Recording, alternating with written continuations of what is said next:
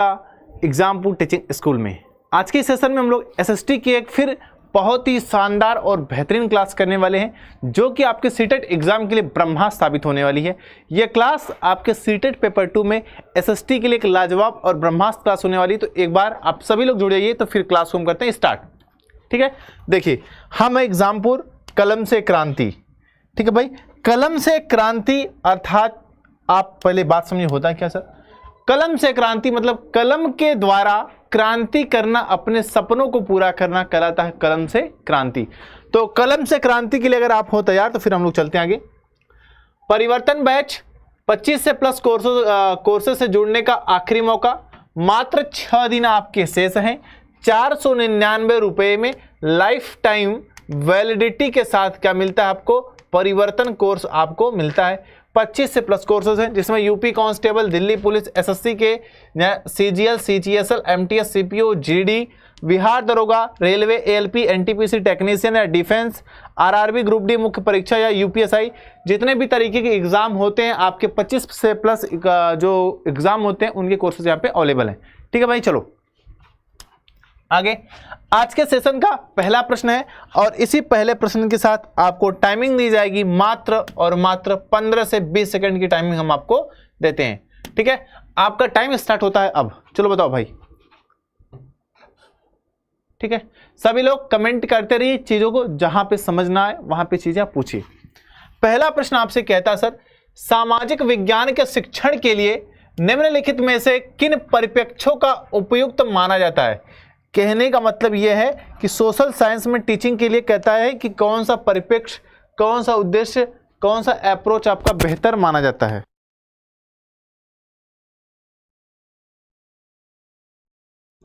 ठीक है, कि कहता है कि कौन सा उद्देश्य आपका सबसे बेहतर माना जाता है। चलो बताओ भाई, अभी बात को समझो सर कि कहने का इसका, अरे भाई इरेज काहे नहीं हो रहा यार, हो जाओ इरेज। कहता है कि सामाजिक विज्ञान में टीचिंग के लिए कौन सा उद्देश्य आपका सबसे बेहतर होता है। देखो क्या कहता है सर, आपका जो एजर्सन ए है वह कहता है अधिगम की प्रक्रिया। अधिगम का अर्थ जानते ही हो कि अधिगम का अर्थ क्या होता है गुरुजी, सीखना।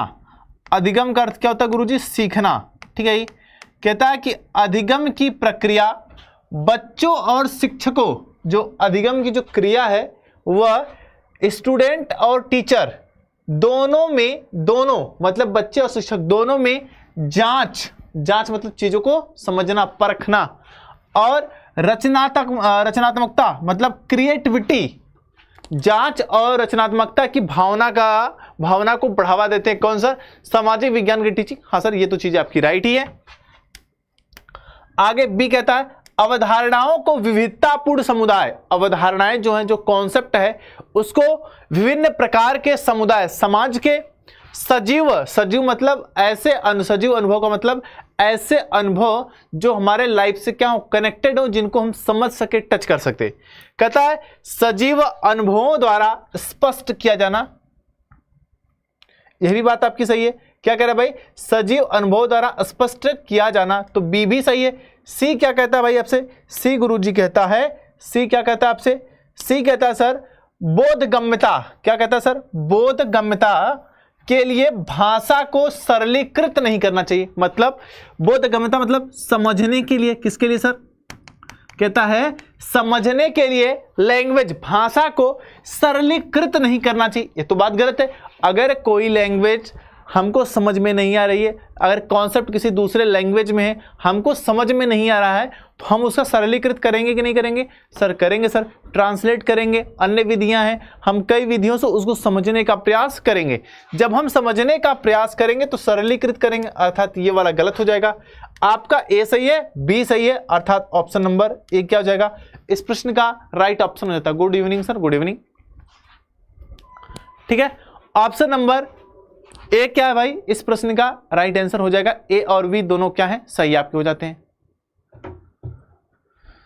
श्योर है, चलो आगे चलते हैं, अगले प्रश्न पे चलते हैं। वही है, इंग्लिश में अगर यही रहेगा, कहेगा which of the following perspective can be considered appropriate for teaching social science. तो यही कहना sir, the process of learning foster and spirit of inquiry and creativity in both both किसके लिए सर, चिल्ड्रन एंड टीचर। आगे sir, concept should be आपका by lived experience आपका diverse community, हाँ एकदम ये भी सही सर, डाइवर्स कम्युनिटी के लिए। ये तो आपका गलत हो जाएगा, सिंप्लीफाइड करने के लिए कह रहा है कि नॉट बी सिंप्लीफाइड, तो ये तो रॉन्ग हो जाएगा सर। तो ऑप्शन नंबर ए क्या है, राइट ऑप्शन हो जाता है। अगला प्रश्न, क्वेश्चन नंबर 2, आपका टाइम शुरू होता है अब बताओ आंसर, बताओ भाई, सभी लोग बताओ आंसर। क्वेश्चन नंबर 2 का आंसर बताओ भैया।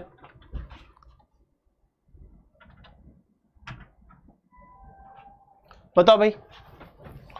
अच्छा प्रश्न है, शानदार प्रश्न है। क्या कहता है, कहता है सर सामाजिक विज्ञान कक्षाओं में फिल्में प्रदर्शित करना। क्या कह रहा है सर, अगर हमारी कोई एसएसटी की क्लास है उसमें फिल्में प्रदर्शित करना, पिक्चर प्रदर्शित करना एक प्रभावी, एक इफेक्टिव शिक्षा शास्त्रीय विधि हो सकती है, पेडागोजिकल मेथड हो सकता है। क्योंकि अब यहां पे कह रहा है कि अगर किसी एसएसटी की क्लास में कोई फिल्म चलाई जाती है तो वह पढ़ाने का एक उपयुक्त तरीका, एक बेहतर तरीका हो सकता है। क्योंकि इसके पीछे क्या रीजन है, ये 4 चीजें दी गई हैं, इसी चारों में से एक रीजन हमको सही और करेक्ट रीजन निकाल के देना है। पहला रीजन कहता है सर यह सामाजिक वास्तविकताओं के बारे में एक मतलब एकमात्र संदर्भ को विकसित करने में सहायता करती है।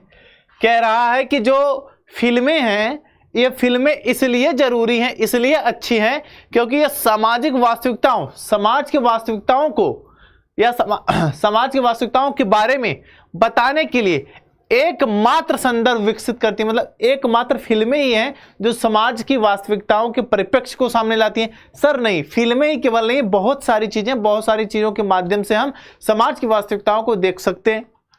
अब जैसे ड्रम वाला मैटर हुआ है ना, नीला ड्रम का इतना खौफ है कि देखते ही पुरुष समाज डर जा रहा, भाई कहां जाएगा। ठीक है, तो कह रहा है कि क्या फिल्में ही है, नीला ड्रम ही कहानी वास्तविकता बताने की? नहीं, बहुत सारे मेथड हैं। जैसे पर्सनल इंटरव्यू हो जाएगा, पत्रिका हो जाएगी, कहानियां हो जाएंगी, बायोग्राफी हो जाएगी। सर जरूरी नहीं कि यही है, इसको कट करो। आगे कहता है यह शिक्षण की एकरसता को भंग करती है।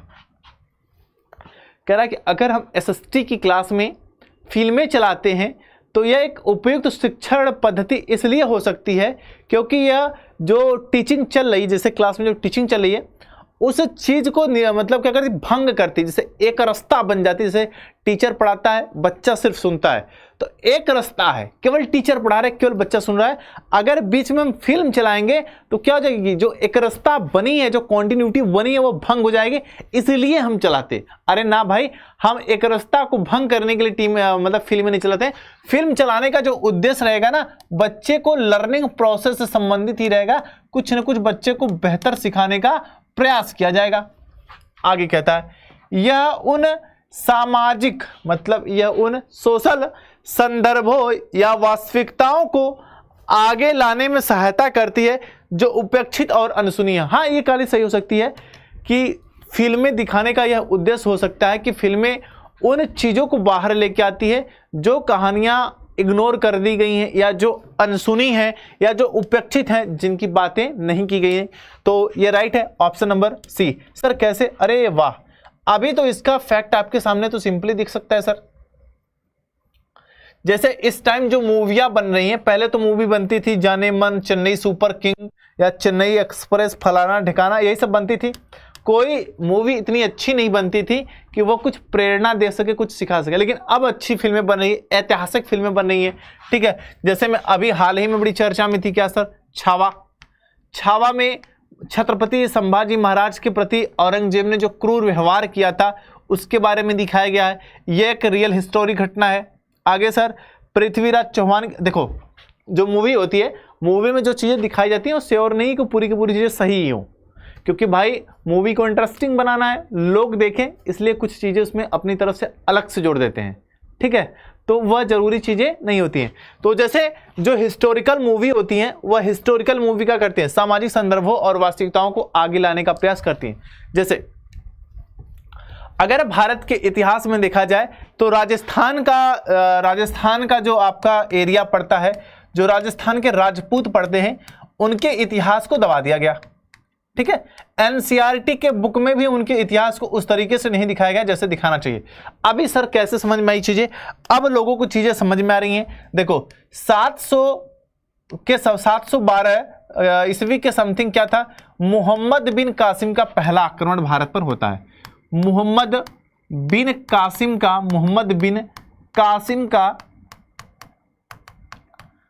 का सर पहला आक्रमण भारत पे होता है।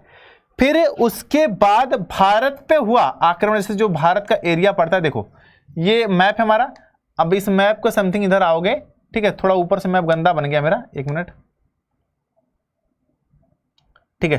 तो अगर इस मैप को देखते हो तो ये मैप पड़ता है राजस्थान का, ये मैप जो पड़ता है ऊपर कश्मीर है, नीचे राजस्थान है, बीच में पंजाब है यहाँ पे। तो जो भी आक्रांता आते हैं वह किधर से आएंगे, क्योंकि राजस्थान से आने का मार्ग क्या है, सुलभ। तो मोहम्मद बिन कासिम ने पहले ही आक्रमण किया, लेकिन राजस्थान के शासकों ने फिर इन आक्रमणकारियों को आगे नहीं बढ़ने दिया, विच राजस्थान से।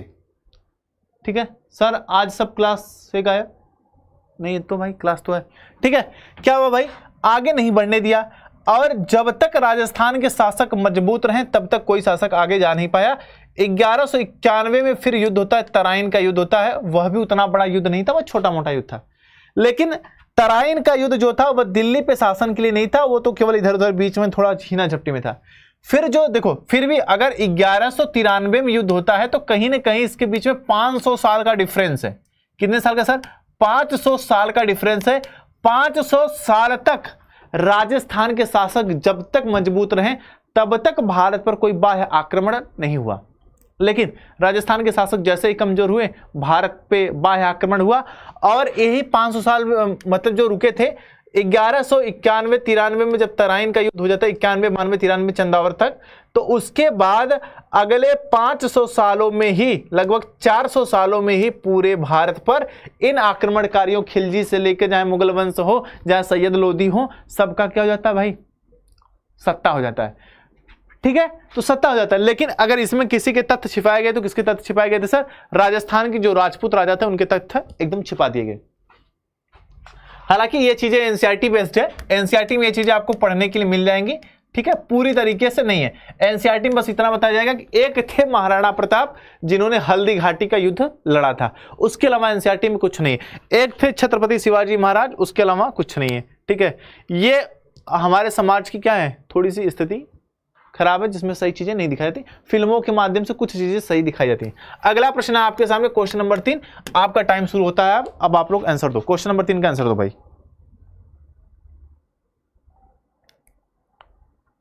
ठीक है, बताओ बताओ भैया। जी गुरुजी, सही है, समझ में आ रही बात। चलिए कोई नहीं, आगे देखो। अगला प्रश्न बढ़िया प्रश्न है, शानदार आपके सामने। कहता है सर, नीचे दिए गए कथनों को पढ़िए और उपयुक्त मतलब एक बेहतर विकल्प चुनिए। पहला कथन कहता है, सामाजिक विज्ञान के एक शिक्षक को, मतलब एसएसटी के एक टीचर को कक्षा में, क्लास में सामाजिक रूप से, किस रूप से, सामाजिक रूप से संवेदनशील मुद्दों की चर्चा के दौरान, जैसे कोई मुद्दा है, संवेदनशील मुद्दा है जिस पे चर्चा करनी है, बहुत ही कह सकते हो कि डिटेक्टिव मुद्दा है, चर्चा के दौरान छात्रों के अंदर उठ रहे, जैसे कोई भी एक मुद्दा है, मान लो मंदिर मस्जिद को लेकर मुद्दा है, उस मुद्दे पे बच्चों के, छात्रों के अंदर उठ रहे विचार, जो उनके थॉट्स आ रहे हैं, और चिंताओं, जो उनकी थिंकिंग है, को अभिव्यक्त करने के लिए प्रेरित करना चाहिए। हाँ सर, बात तो सही है। अगर आप एक टीचर हो, अगर किसी विशेष मुद्दे पे आप चर्चा कर रहे हो, उस मुद्दे पे अगर बच्चों के नवीन विचार आ रहे हैं या कोई भी विचार आ रहे हैं, कोई भी चिंता आ रही है, तो आपको कहना चाहिए, आपको प्रेरित करना चाहिए। इस तरीके से प्रेरित करना चाहिए कि बच्चा क्या और चिंतित हो और थिंकिंग करे, और नए नए मतलब उसके थॉट्स क्रिएट हो, जिससे वो क्या करेगा, अधिक से अधिक अपने विस्तार, अपने ज्ञान के विस्तार को करेगा, अधिक से अधिक क्या करेगा, वह आपका सीखेगा। हाँ सर, ये तो चीज आपकी राइट है, ऑप्शन नंबर ए। आगे कहता है बी में, सामाजिक विज्ञान के एक शिक्षक को कक्षा में संवेदनशील मुद्दे को उठाना ही नहीं चाहिए। कह रहा है यह क्वेश्चन कि एसएसटी के एक टीचर को क्लास में, एसएसटी के एक टीचर को क्लास में संवेदनशील जो मुद्दे हैं उनको उठाना ही नहीं चाहिए। गलत बात भाई, क्लास में संवेदनशील मुद्दे को बच्चे से परिचित कराना चाहिए, क्योंकि उससे बच्चे का सर्वांगीण विकास होगा। सर्वांगीण विकास के लिए क्या करते भाई, किसी भी बच्चे के सर्वांगीण विकास के लिए सर्वांगीण, ऐसे यहां लिखते हैं, सर्वांगीण विकास के लिए क्या होती कहानी, बच्चे का विकास कहना कैसा होना चाहिए सर, तो बच्चे का विकास सर्वांगीण होना चाहिए। बच्चे का विकास सर्वांगीण होना चाहिए। बच्चे का विकास कैसा होना चाहिए, सर्वांगीण होना चाहिए। ठीक है, कैसा होना चाहिए, सर्वांगीण। जब बच्चे का विकास सर्वांगीण होगा तो उस समय उसको सभी प्रकार के मुद्दों से क्या कराना है भाई, चिर परिचित हमको करवाना है। तो सर ए तो सही है लेकिन बी गलत है, ए सही है लेकिन बी गलत है। ऑप्शन नंबर सी क्या हो जाएगा, इस प्रश्न का राइट ऑप्शन हमारा हो जाता है। ठीक है, 3 का सी सही है, राइट है 3 का क्या भाई, सी सही है। चलो चलते हैं अगले प्रश्न पे। वही है सर, अगर इसको लैंग्वेज चेंज करके देखा जाए तो कहता है read the statement given below and choose the appropriate option, मतलब एक बेहतर ऑप्शन को चुनिए। आपका जो स्टेटमेंट है पहला कहता है a social science teacher should encourage, मतलब प्रेरित करना चाहिए स्टूडेंट को express their views and concern, उनकी जो विचार हैं और चिंता, वाइल कब discussing socially sensitive issue, discussing socially sensitive issue, एक संवेदनशील मुद्दे पे जब चर्चा हो रही हो, और कहां पे, क्लासरूम में। राइट है ये वाला स्टेटमेंट। बी स्टेटमेंट कहता है a social science teacher should not raise sensitive issues in the classroom, मतलब कहने का मतलब यह है कि जो सोशल साइंस का टीचर है उसको मुद्दे ही नहीं उठाने चाहिए, सेंसिटिव मुद्दे क्लास में। यह बात आपकी गलत है, तो ऑप्शन नंबर सी क्या हो जाएगा, करेक्ट। ए तो करेक्ट है बट बी क्या हो जाएगा आपका, रॉन्ग आपका हो जाता है। ऑप्शन नंबर सी क्या होगा, इस प्रश्न का राइट ऑप्शन हो जाता है। श्योर भाई, सी क्या हो जाएगा गुरुजी, राइट ऑप्शन हमारा हो जाएगा। चलो अगले प्रश्न पे चलते हैं। बढ़िया प्रश्न आपके सामने, अब आपका टाइम स्टार्ट होता है। अच्छा प्रश्न है, आसान प्रश्न है।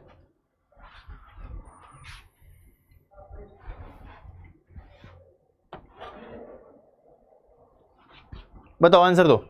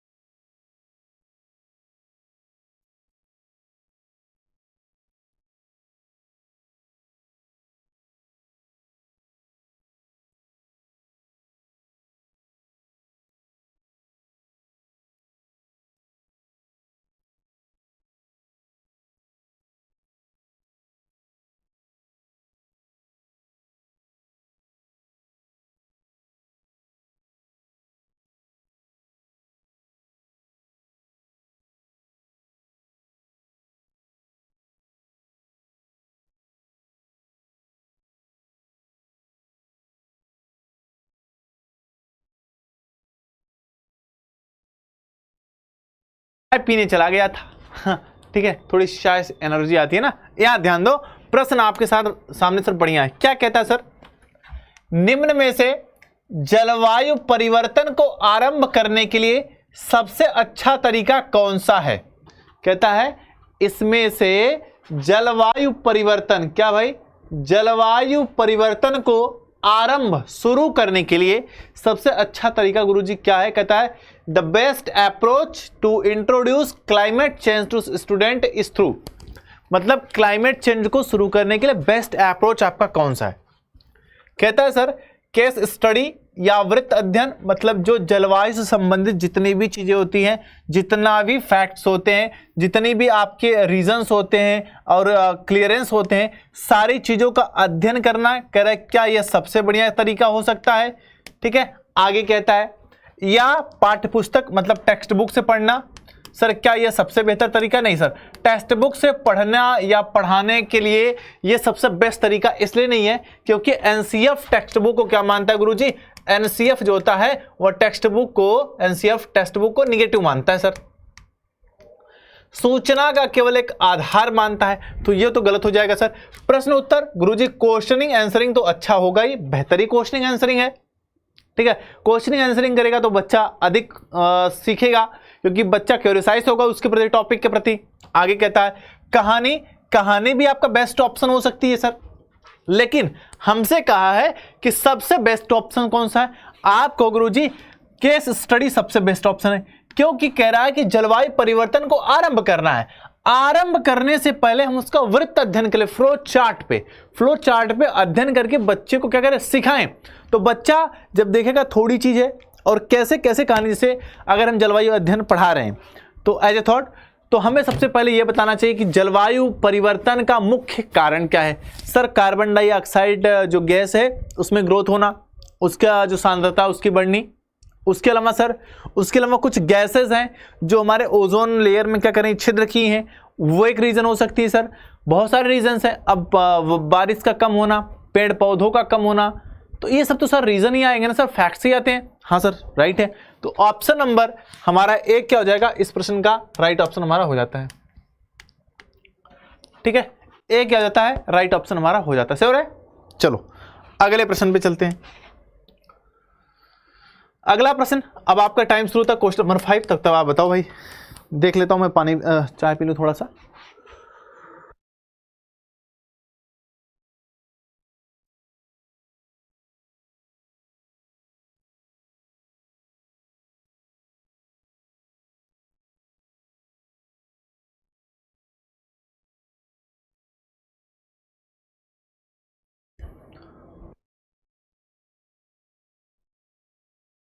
ठीक है, देखो अगला प्रश्न आपके सामने,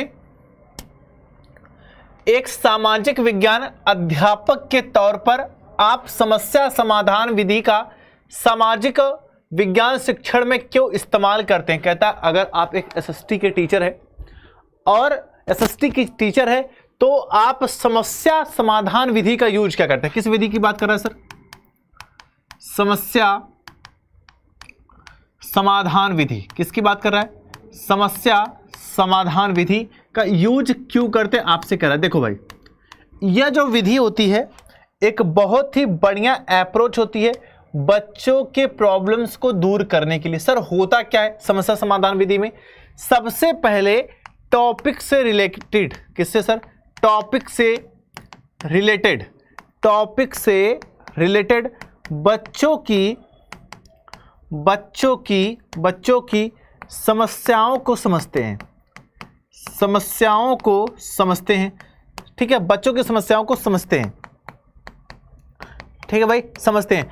अब जब समस्याएं समझ में आ जाती हैं कि बच्चे को किस बिंदु पर कठिनाई हो रही है, टॉपिक में किस बिंदु पर कठिनाई हो रही है, तो फिर हम उसको क्या करते हैं, बताते हैं कि देखो ऐसे ये चीजें नहीं होती हैं, आप थोड़ा और बेहतर तरीके से सीखो।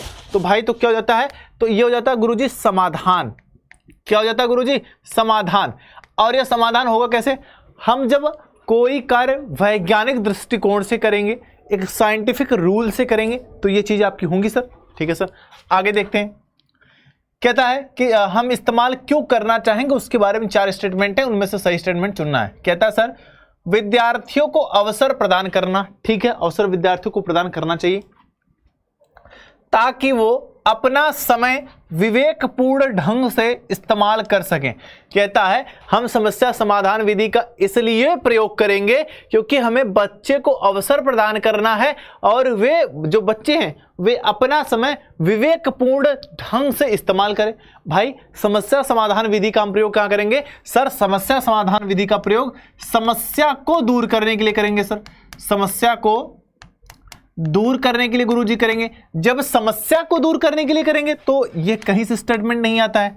आगे चलते हैं, ताकि पाठ्यक्रम समय पर पूरा हो, मतलब कह रहा है इस विधि का यूज हम इसलिए करेंगे क्योंकि पाठ्यक्रम जो है, जो हमारा सिलेबस है वह टाइम से पूरा हो। नो सर, हमें केवल समस्या का समाधान करना है। आगे, विद्यार्थियों को समस्या का समाधान वैज्ञानिक तरीकों से निकाल पाने में मदद करना। हाँ सर, यही तो हम ढूंढ रहे थे, क्योंकि यहां तो डायरेक्टली बोल दिया सर, विद्यार्थियों को समस्या का समाधान वैज्ञानिक तरीकों से निकाल पाने में मदद करना। इसीलिए हम लोग क्या करते हैं सर, समस्या समाधान विधि का यूज करते हैं। बताओ चीजें समझ में आई कि नहीं आई सर, ऐसे ही प्रश्न पूछता है और इन प्रश्नों को हमें पढ़ना होता है। चाहे जितना डिफिकल्ट पेडागोजी का क्वेश्चन हो मेरे भाई, मैं आपसे कहता हूं आप एक बार उस प्रश्न को 2 बार 3 बार दोहरा के पढ़ो तेहरा के, ठीक है, फिर आंसर आपको ऑटोमेटिक निकलने लगेगा। आप एक नजर देखते हो और कहते हो सर कि नहीं आ रहा, ऐसी कोई बात नहीं, बहुत आसान होता है पेडागोजी। ऑप्शन नंबर सी क्या है, राइट आंसर हमारा हो जाता है। ठीक है, सी क्या भाई, राइट ऑप्शन हमारा हो जाता है। चलो अगले प्रश्न पे चलते हैं। अगला प्रश्न भी आपके लिए बढ़िया ही है, चलो आंसर दो, बताओ भाई आंसर दो।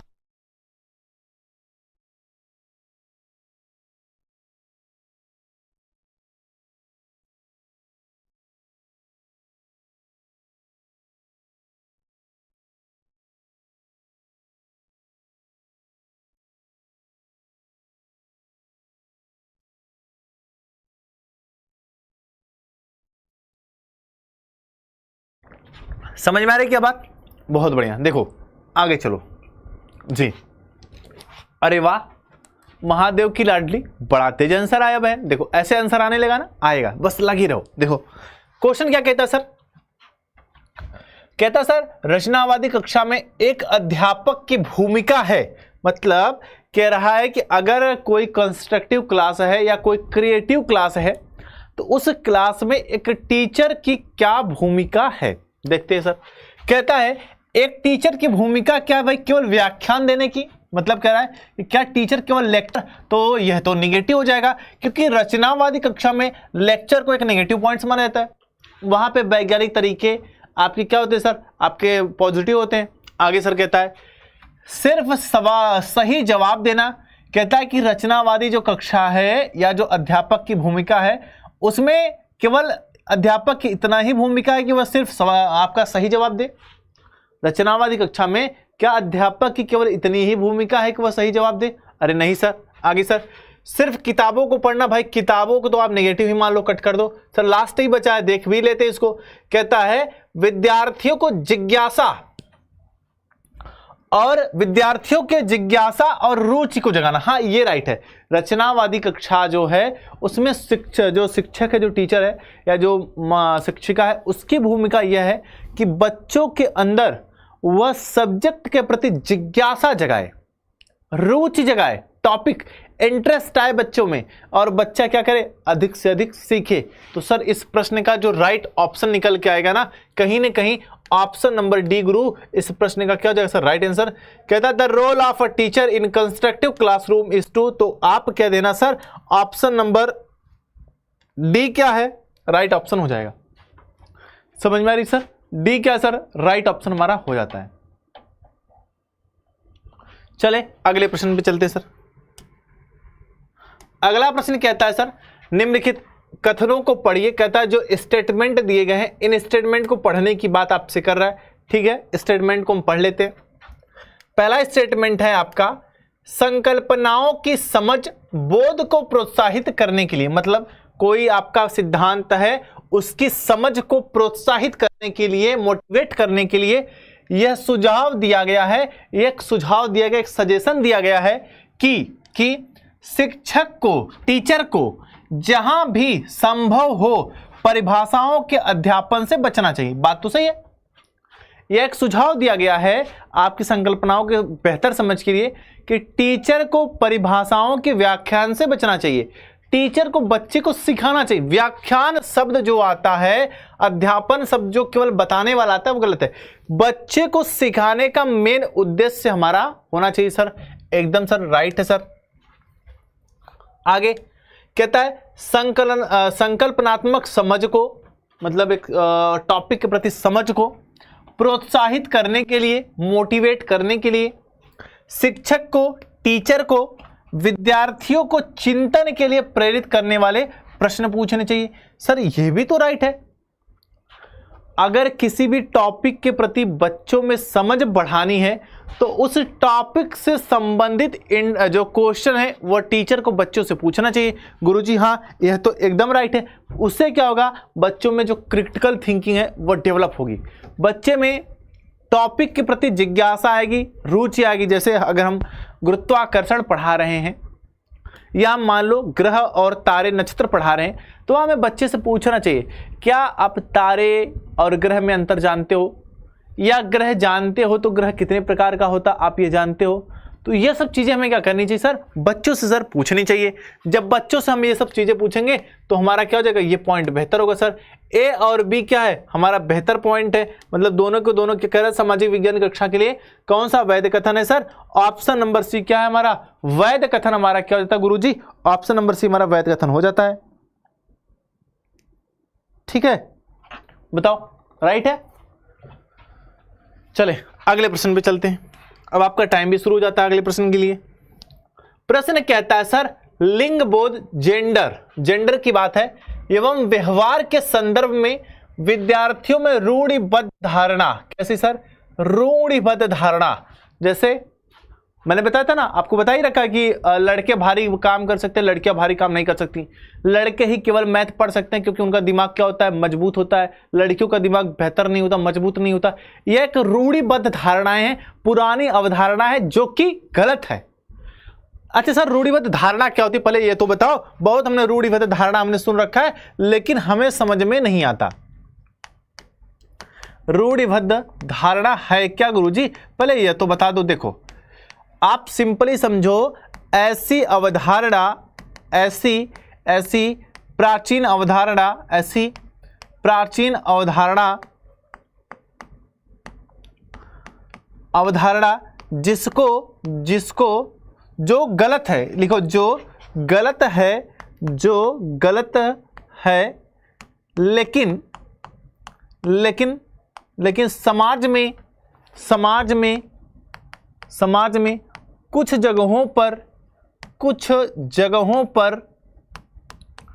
जगहों पर उसे सही माना जाता है, उसे सही माना जाता है। ठीक है, ऐसी अवधारणा की बात आपसे कर रहा है, तो कहोगे गुरुजी ठीक है सर देख लेते हैं सर। कहता है कि रूढ़िबद्ध धारणाओं को चुनौती मतलब गलत साबित करने के लिए आपका निम्नलिखित में से कौन सा उदाहरण श्रेष्ठ होगा।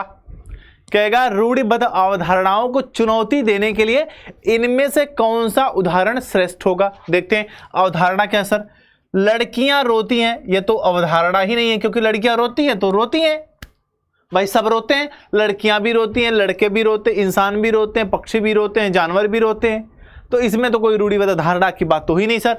आगे लड़कियां जोर से हंसती हैं, मतलब केवल लड़कियां जोर से हंसती हैं जरूरी तो है नहीं, लड़के भी जोर से हंसते हैं।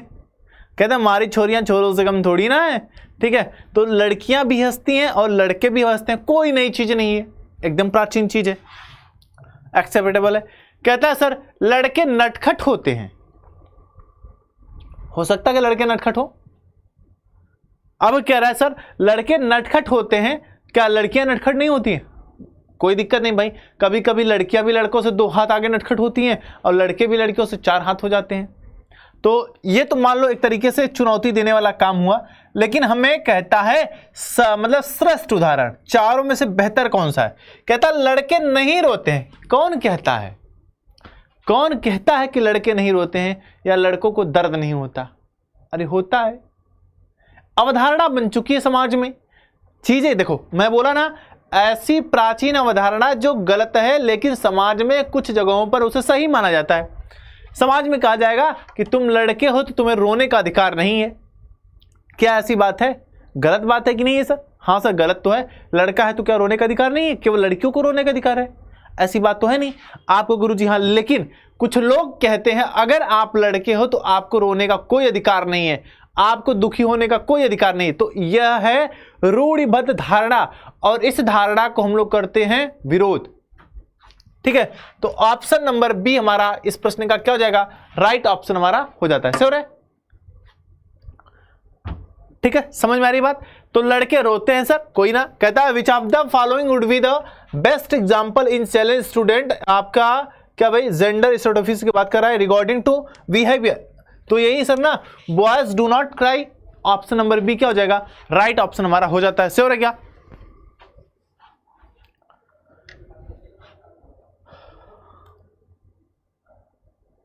Nice class Guruji, thank you भाई। ठीक है, कोई ना, अभी एसएसटी वाले जितने भी बच्चे हैं आप लोग सभी लोग इन्फॉर्म कर दीजिए कि अब एसएसटी क्लास जो है वह एग्जामपुर टीचिंग स्कूल पे चल रही है, बिल्कुल फ्री है। बाकी बीएड वाले बच्चे जो हैं वो लोग परेशान ना हो, बीएड वालों के लिए हर संडे और मे बी सैटरडे को भी क्या रहेगा, मैराथन मेरी रहेगी, 3-3 4-4 घंटे की क्लासेस रहेगी, तो आपका मैं कवर ही करा दूंगा लगभग, टेंशन ना लो। अगर 2 दिन भी वीक में मैराथन लगती है तो मैं आपका जीके जीएस कवर करवा दूंगा। वैसे भी जो भी प्रीवियस क्लासेस चली हुई हैं, जैसे परसों जो क्लास चली थी, उन क्लासों को आप जरूर देखते रहिए, विजिट करते रहिए, क्योंकि वहां से आपको चीजें कुछ न कुछ सीखने के लिए मिलती रहेंगी। चले क्या, आगे चलते हैं। अगला प्रश्न है, बेहतर प्रश्न है। क्या कहता है? कहता सर निम्नलिखित प्रश्नों में से कौन से प्रश्न विद्यार्थियों में आलोचनात्मक चिंतन के कौशल को बढ़ावा देते हैं। अब देखो प्रश्न क्या बेहतरीन एक प्रश्न आपके सामने, आलोचनात्मक चिंतन की बात आपसे कर रहा है। मतलब सर मतलब यही कि सही को सही कहना, गलत को गलत कहना।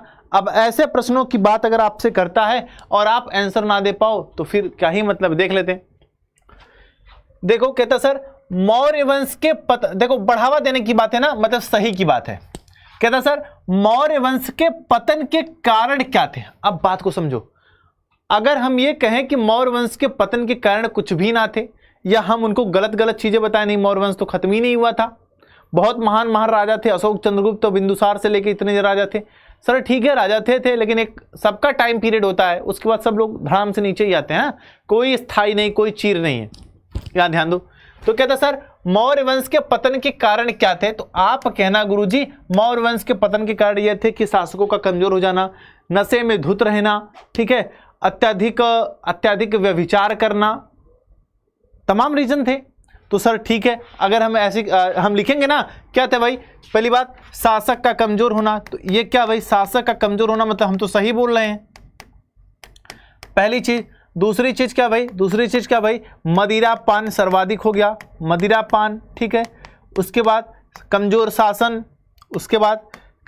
शासन, तो तमाम चीजें आपको क्रिएटिविटी वहां पे देखने को मिल गई इनकी, ठीक है। व्यभिचार, तो गुरुजी ठीक है। आगे बी कहता है कौन से सामाजिक बुराइयां थी जिन्होंने अतीत में, मतलब पूर्व काल में, पहले भारतीय महिलाओं की प्रतिष्ठा को धूमिल किया। भारतीय महिलाओं की प्रतिष्ठा मतलब जो उनका सम्मान होता है उसको क्या किया, धूमिल किया, मतलब खत्म किया।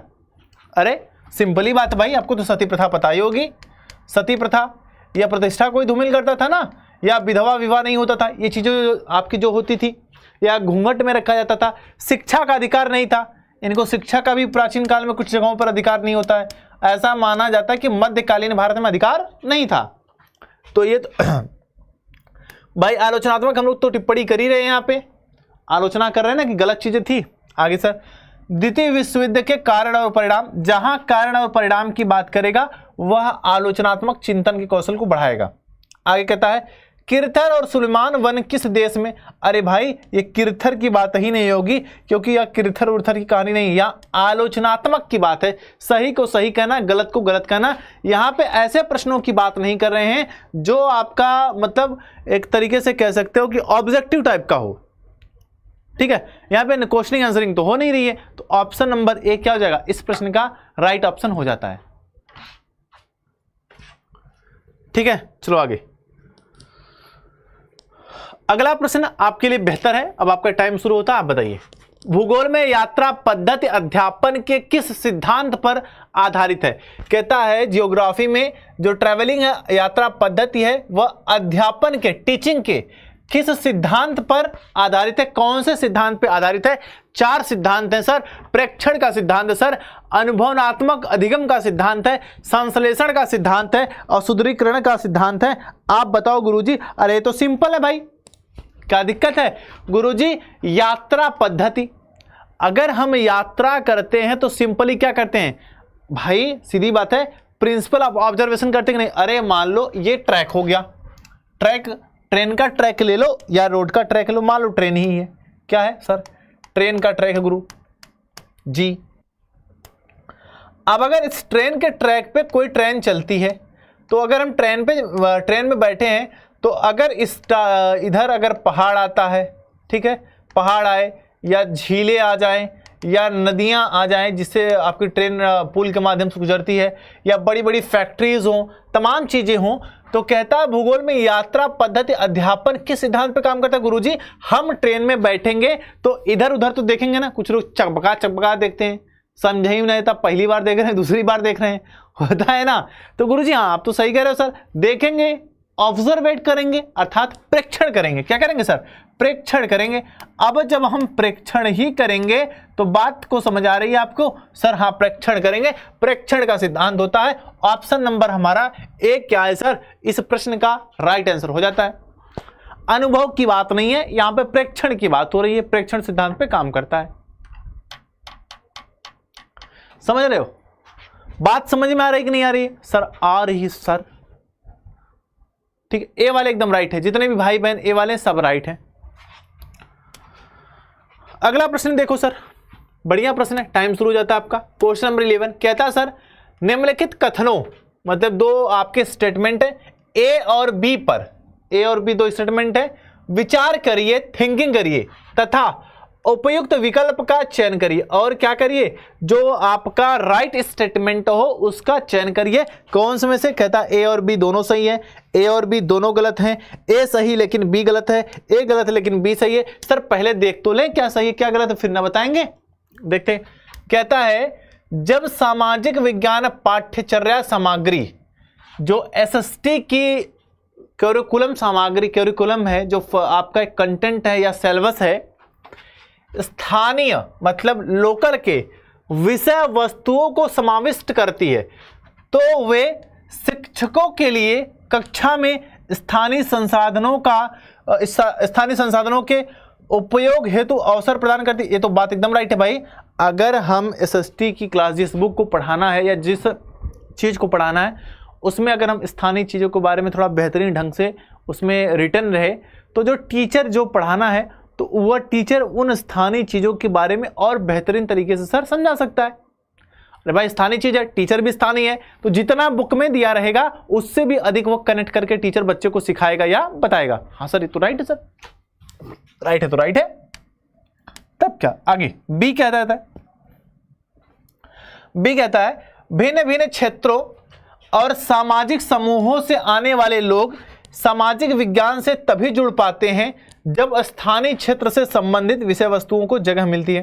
कहता है भिन्न भिन्न क्षेत्रों, अलग अलग क्षेत्रों और सामाजिक समूह, अलग अलग सामाजिक समूहों से आने वाले जो लोग आते हैं, आने वाले लोग सामाजिक विज्ञान से, सोशल साइंस से तभी जुड़ पाते हैं, तभी कनेक्ट हो पाते हैं जब स्थानीय क्षेत्र में, जब उस विशेष लोकल क्षेत्र में से संबंधित विषय वस्तु मतलब पाठ्यक्रम को जगह मिलती है। राइट है सर, तभी ना हम समझेंगे। तो ए और बी हमारे दोनों राइट है, अर्थात ए और बी दोनों क्या है? सही है। ऑप्शन नंबर एक क्या हो जाएगा? राइट ऑप्शन हमारा हो जाता है।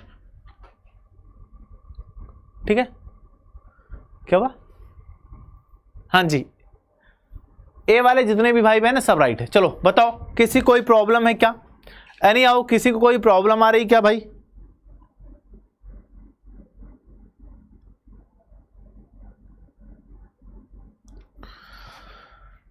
बताओ भाई, किसी कोई प्रॉब्लम आ रही गुरुजी क्या? ना गुरुजी कोई प्रॉब्लम ना है। चलो आगे चलते हैं। अगला प्रश्न है, बढ़िया प्रश्न आपके सामने। कहता है सर निम्नलिखित कथनों ए और बी को पढ़िए तथा उपयुक्त विकल्प का चयन करिए। कहता है जो आपको स्टेटमेंट है इन दोनों को पढ़िए और राइट स्टेटमेंट का चुनाव करिए। स्टेटमेंट ए कहता है सामाजिक विज्ञान की सीमाओं को तोड़ना। किसको भाई? क्या कह रहा आपसे?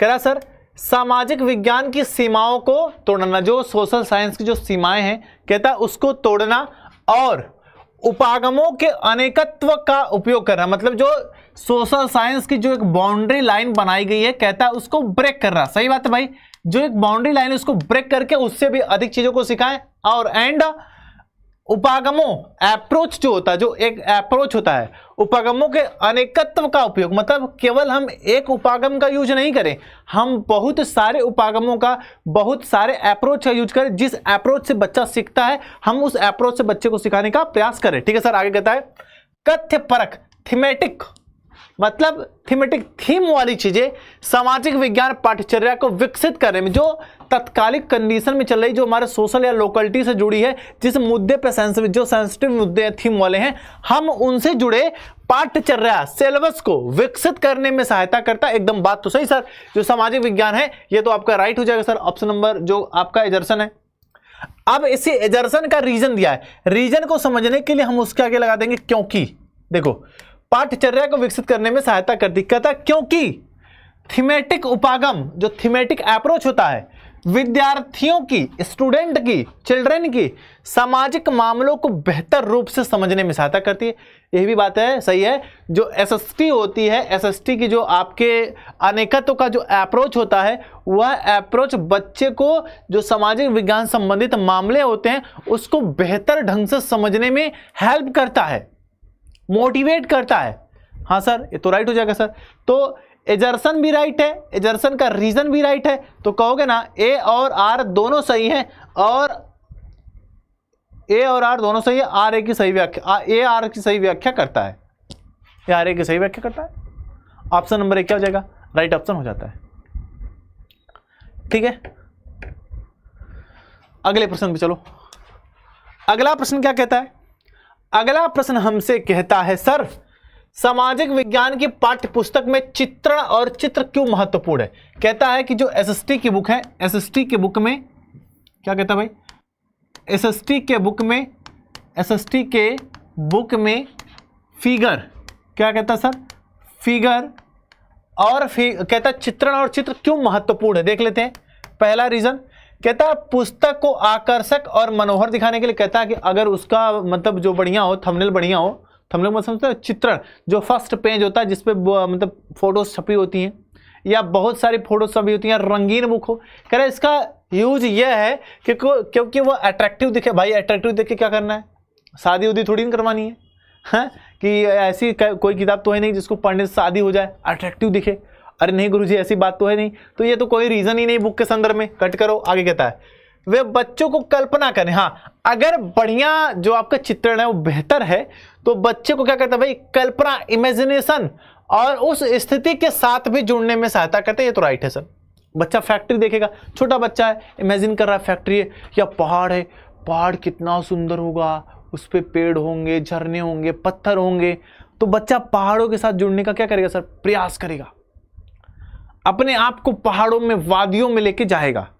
ठीक है, हाँ सर, ये तो जुड़ने में सहायता कर ही रहा है सर, राइट है। यहाँ पे आगे, जिसका अनुभव भी न किया हो वो कंडीशन से जुड़ना चाहिए। आगे कहता है सर, वे स्वतः स्पष्ट हैं अतः शिक्षण भार को कम करते हैं। यह भी रीजन सही है कि जो फिगर होते हैं वह खुद स्पष्टता से दिखते हैं, तो जिससे शिक्षण का जो भार होता है, टीचिंग का जो थोड़ा सा भार होता है ना, बहुत ज़्यादा लोड होता है, वो लोड थोड़ा सा कम हो जाता है, क्योंकि बच्चे फिगर के माध्यम से थोड़ा आसानी से चीज़ों को सीख लेते हैं।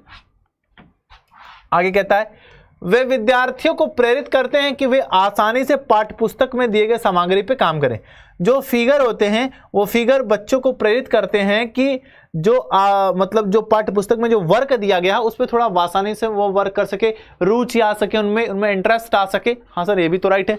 बी सी डी राइट है। ऑप्शन नंबर सी क्या हो जाएगा हमारा इस प्रश्न का राइट ऑप्शन? क्या हमारा ऑप्शन नंबर सी हमारा इस प्रश्न का भाई मेरे गुरुजी राइट ऑप्शन मेरा हो जाता है। ठीक है, चलो अगले प्रश्न पे। अगला प्रश्न क्या है सर, देखते हैं। कहता है कि निम्नलिखित में से कौन से कथन सामाजिक विज्ञान में परियोजना प्रोजेक्ट वर्क करने की श्रेष्ठ व्याख्या करते हैं। कहता है कि जो 4 स्टेटमेंट दिए गए हैं इनमें से कौन कौन से स्टेटमेंट प्रोजेक्ट कार्य के या प्रोजेक्ट वर्क का बढ़िया से व्याख्या करते हैं, एक्सप्लेन करते हैं, पढ़ाई करते हैं। देख लेते हैं। कहता है प्रोजेक्ट कार्य यह शिक्षक को पाठ्यक्रम के कुछ हिस्सों पर केंद्रित करता है। एकदम गलत बात है। जो प्रोजेक्ट वर्क है यह प्रोजेक्ट वर्क शिक्षक को पाठ्यक्रम के सभी हिस्सों पर क्या करता है भाई, केंद्रित करता है। ये तो गलत बात है। आगे कहता है क्या मदद करता है, क्योंकि छात्र कुछ विषय वस्तु प्रोजेक्ट के जरिए समाप्त कर सकते हैं। एकदम गलत बात है। ऐसी कोई कहानी आपकी नहीं होती। प्रोजेक्ट का उद्देश्य होता है प्रोजेक्ट वर्क का कि बच्चों को हम कुछ नई टेक्निकल चीजें सिखाएं, वैज्ञानिक दृष्टिकोण उत्पन्न करें, विषय के प्रति उनमें रुचि आए, ठीक है, इंटरेस्ट आए, वो होता है इसका यूज। आगे कहता है छात्र स्वतंत्र सोच और कार्य प्रणाली विकसित करते हैं। हाँ, प्रोजेक्ट जो वर्क होते हैं वो बच्चों में एक स्वतंत्र सोच, इंडिपेंडेंट थिंकिंग को क्या करते हैं, प्रमोट करते हैं और उनकी कार्य प्रणाली को क्या बनाते हैं गुरुजी, बेहतर बनाते हैं। तो बी तो राइट हो जाएगा। आगे कहता है यह छात्रों की पठन कौशल को विकसित करता है, यह छात्रों के पढ़ने के कौशल को विकसित करता है, यह भी तो राइट है सर। आगे यह छात्रों को अपने तर्क निर्माण करने में स्वतंत्रता देता है, अपने जो उनके तर्क होते हैं आपके लॉजिकल तर्क उसको तो सहायता करता है, यह भी सही sir. B C D, option number D क्या हो जाएगा हमारा इस प्रश्न का राइट ऑप्शन हो जाता है। श्योर है जी, 14 का डी राइट है। अगला प्रश्न, थोड़ा तेजी से प्रश्न को करते हैं। चलो आंसर दो भाई, आंसर दो मेरे भाई।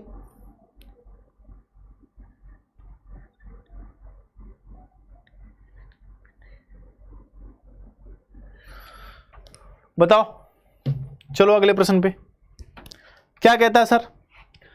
कहता है कि निम्नलिखित में से कौन से प्रश्न विद्यार्थियों के संप्रत्यय अवधारणात्मक समझ का आकलन करते हैं। संप्रत्यय सोच, थिंकिंग की बात कर रहे हैं यहाँ पे, समझो प्रश्न बढ़िया संप्रत्यय संबंधित हर साल एक प्रश्न आता है, ठीक है।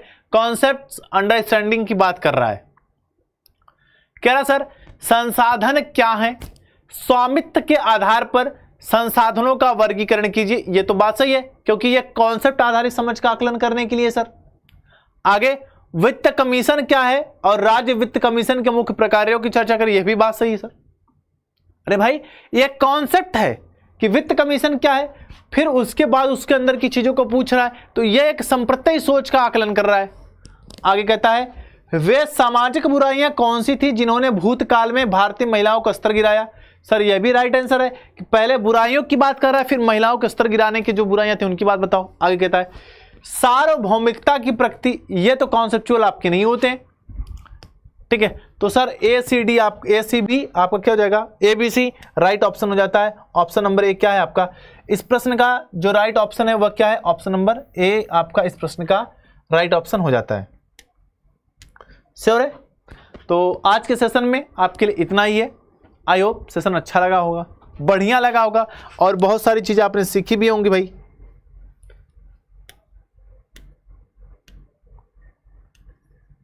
ठीक है, उसके बाद जिन लोगों ने भी एप्लीकेशन को डाउनलोड नहीं किया वो एप्लीकेशन को डाउनलोड कर लीजिए। पीडीएफ्स आपको एप्लीकेशन पे अवेलेबल होती हैं। और परिवर्तन बैच से जो भी बच्चे नहीं जुड़े हैं वह जल्दी से जल्दी परिवर्तन बैच में इनरोल हो जाइए।